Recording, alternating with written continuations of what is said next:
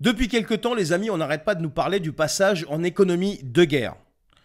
Europe de la défense, financée grâce à l'épargne mobilisée, donc l'effort de guerre. Donc, ce sont des mots qui reviennent du matin au soir en permanence. Alors vous me connaissez, comme d'habitude, j'ai fait mes petites recherches et j'ai découvert que ce qu'il fallait savoir, c'est que si la France passe en économie de guerre totalement, ça ne sera pas seulement pour des raisons stratégiques, mais aussi et surtout parce que ça permettrait de masquer ou de corriger tout ou partie des dégâts économiques causés par la gouvernance de M. Macron depuis 2017. Et ce virage lui offrirait une opportunité énorme pour relancer d'un côté artificiellement l'économie, d'un autre côté contenir la crise sociale et aussi la cerise sur le gâteau, redorer son image et celle de ses gouvernements, de son gouvernement, ce que vous voulez. Et dans cette vidéo, je ne me suis pas contenté que d'aller découvrir ce que je viens de vous dire. J'ai été chercher point par point comment ça servirait la cause de M. Macron. Et vous allez voir, c'est quand même assez stupéfiant. Et la première des choses, eh bien, passer en économie de guerre, ça va lui permettre de relancer l'industrie et relancer l'emploi. Ça va corriger les effets de cette fameuse désindustrialisation. Depuis 2017, sous Macron, quand même, on ne peut pas dire que, malgré ce qu'on peut nous raconter, que la désindustrialisation a été corrigée. Ça s'est quand même accéléré avec des fermetures d'usines, des fermetures de sociétés et une dépendance de plus en plus importante aux importations. Et donc l'économie de guerre impose de relancer l'industrie lourde, la production d'armement, la logistique et les infrastructures militaires. Et donc ce que ça corrige, eh bien le chômage, qui est en train d'exploser malgré les manipulations statistiques, ça va corriger l'effondrement des secteurs industriels clés, et ça va corriger la dépendance massive aux importations, comme par exemple l'énergie, les composants électroniques et bien d'autres choses encore. Et ce que ça arrange pour M. Macron, c'est qu'il pourra se vanter d'une baisse artificielle du chômage grâce au recrutement massif dans l'industrie militaire. Il pourra aussi justifier peut-être des nationalisations temporaires d'usines stratégiques, faisant croire à une réindustrialisation alors que c'est un effort de guerre imposé. Ensuite, le passage en économie de guerre, eh bien, ça permet de créer une demande économique massive, une sortie d'urgence de ce qu'on appelle la stagnation. Avec la crise économique post-Coco, l'inflation, la dette qui explose et la consommation était en berne, et la France est en quasi-stagnation, pour pas dire autre chose. Et le passage donc en économie de guerre permet une injection massive, donc d'un côté de fonds publics, l'histoire de l'épargne, etc., dans l'industrie militaire. Ce qui va relancer artificiellement la machine économique. Et donc ce que ça corrige, eh bien la croissance faible, qui est aujourd'hui artificiellement maintenue par la dette. Ça corrige aussi l'effondrement des investissements privés. Ça corrige aussi la faillite de nombreuses entreprises en raison du manque de commandes et d'un coût du travail qui est de plus en plus élevé, parce que rappelez-vous quand même, on est les rois de la taxe. Et ce que ça arrange aussi pour M. Macron, c'est qu'il pourra prétendre que la croissance repart grâce à ses choix stratégiques, alors qu'il s'agit d'une économie sous perfusion d'argent public. Et de fonds privés aussi, mais sous perfusion quand même. Et il justifiera aussi une augmentation massive des dépenses publiques, alors qu'il prenait, rappelez-vous, les économies, l'austérité, chaque euro compte, rappelez-vous les dires de Bruno Le Maire. Et il pourra éviter aussi que la colère sociale explose totalement en maintenant artificiellement de l'activité économique. Mais le passage en économie de guerre aussi permet de provoquer un nationalisme et un recentrage sur la production intérieure. Donc c'est une espèce de façon de cacher les échecs de l'Union européenne, par exemple.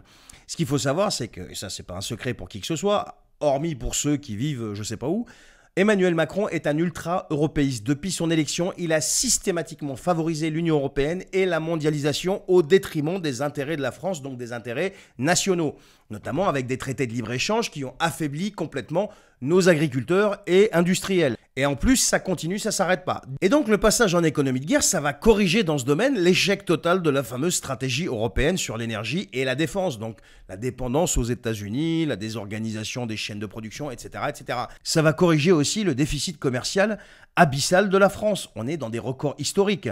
Ça va corriger aussi la destruction des industries stratégiques sous prétexte de transition écologique. Donc on est obligé de relancer tout ça. Et ce que ça arrange aussi cette fois-ci pour M. Macron, c'est que d'une part, il pourra passer du discours mondialiste au discours patriotique, comme il a déjà fait, en expliquant que la souveraineté économique est une priorité, alors qu'il a lui-même dégommé cette souveraineté de la France sans cesse depuis son élection. Et ça va lui permettre aussi de réorienter l'économie, écoutez bien, hein, sans jamais reconnaître qu'il a quand même mené une politique mais super désastreuse depuis 2017. Les chiffres sont là, on a assez de recul, il suffit juste d'aller chercher et lire. Ceux qui ignorent tout ça, c'est parce qu'ils le veulent bien. Et attendez, c'est pas terminé, parce que le passage en économie de guerre, ça va permettre aussi, et ça c'est la cerise sur le gâteau, le fameux contrôle social et l'acceptation des restrictions économiques.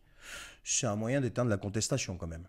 Le gouvernement Macron est confronté quand même, il faut le dire, à une montée des tensions sociales. On a une inflation qui est quand même incontrôlable, des prix qui explosent, des réformes qui ont été faites et qui sont complètement impopulaires, une baisse du pouvoir d'achat, c'est une réalité, l'histoire des retraites, la colère des agriculteurs, et c'est pas fini puisqu'ils continuent eux sur la même lancée, et donc il va y avoir des colères qui vont gronder de plus en plus.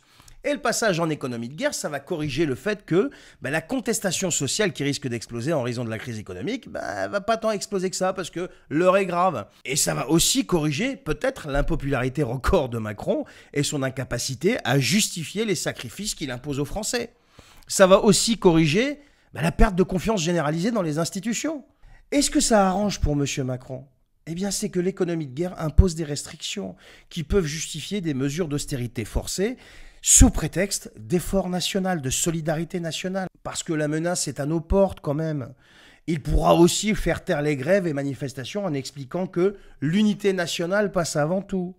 Il pourra aussi renforcer le contrôle sur la population, notamment sur les libertés financières et économiques. Et le passage aussi en économie de guerre va justifier une dette incontrôlable, une sortie, mais inespérée pour Macron, parce que rappelez-vous, avec la période Coco, le quoi qu'il en coûte, etc., la dette française aujourd'hui est à un niveau historique, elle est à plus de 3100 milliards.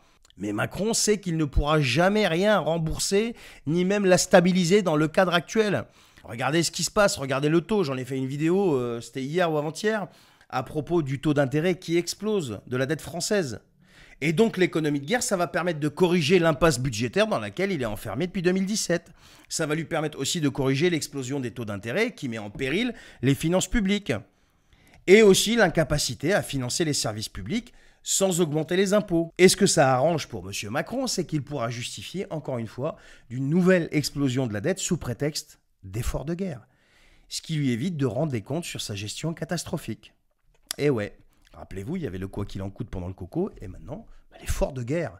Il pourra aussi forcer l'Union européenne à accepter un traitement spécial de la dette française comme en temps de guerre, même si on n'est pas en guerre. Il évite aussi un effondrement immédiat de l'économie en maintenant artificiellement les dépenses publiques. Voilà. Donc en conclusion, les amis, on peut parler d'un effondrement qui est quand même déguisé en effort national. Le passage en économie de guerre, c'est une aubaine pour Macron et toute la Macronie parce que ça lui permet de masquer son échec économique en créant artificiellement de la croissance. Ça lui permet de relancer l'industrie sans jamais reconnaître qu'il l'a détruite lui-même en très grande partie. Ça lui permet d'imposer des restrictions et de faire accepter l'austérité sous couvert de patriotisme. Ça lui permet de dissimuler l'explosion de la dette derrière un besoin dit stratégique.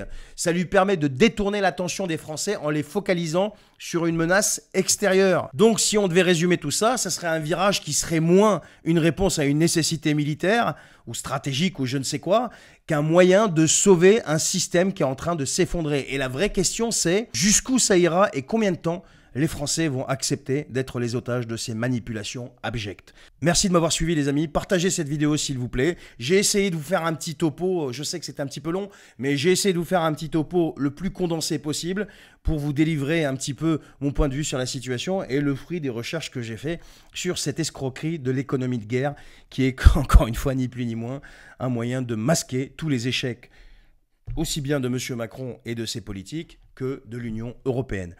Allez, je vous souhaite une bonne journée, bonne soirée. Je ne sais pas à quelle heure vous regardez cette vidéo. Portez-vous bien et à très bientôt.